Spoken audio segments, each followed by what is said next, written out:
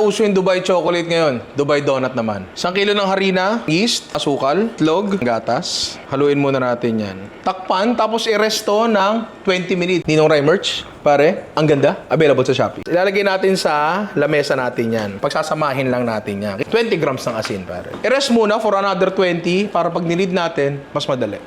Diba?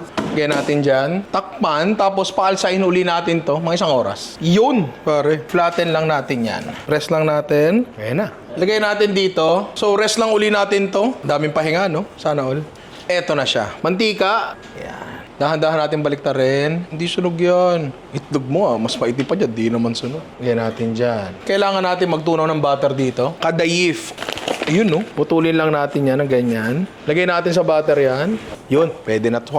Pistachio luma. Mantika.